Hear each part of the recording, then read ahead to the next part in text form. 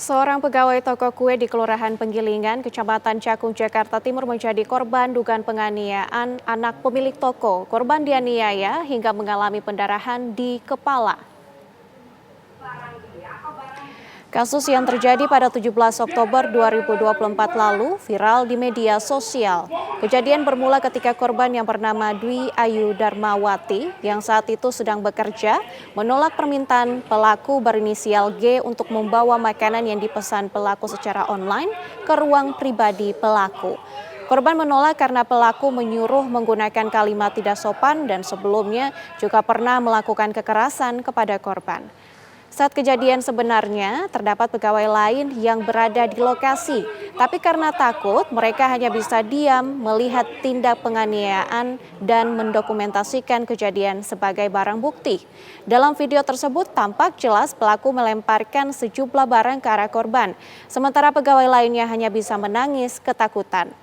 Akibat lemparan barang dari pelaku, korban mengalami luka di bagian kepala.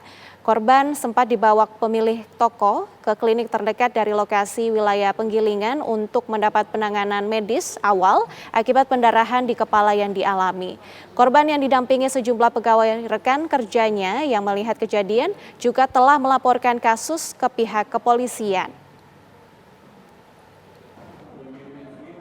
Awalnya tuh saya lagi kerja, terus dia datang, nggak tahu dari luar, terus tiba-tiba nggak lama kemudian dia beli GoFood gitu, mesen GoFood, terus dia minta saya nganterin ke kamar pribadinya, terus saya nolak. Terus setelah saya nolak, ya udah dia akhirnya mungkin dia kesel ya sama saya karena saya nolak juga kan.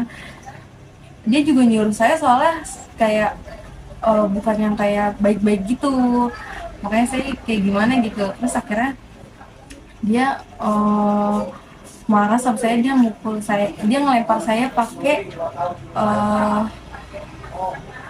patung untuk di situ awalnya. Terus gak lama dia mukul saya pakai kursi sama edisi BCA.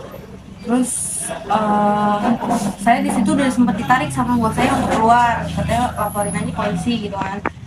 Tapi karena HP saya sama tas saya masih di dalam, saya akhirnya balik lagi buat ngambil tas sama HP saya. Terus pas saya lagi balik lagi, dia ngelemparin saya lagi pakai kursi segala macem lah. Akhirnya saya kabur ke belakang ke tempat kayak oven gitu.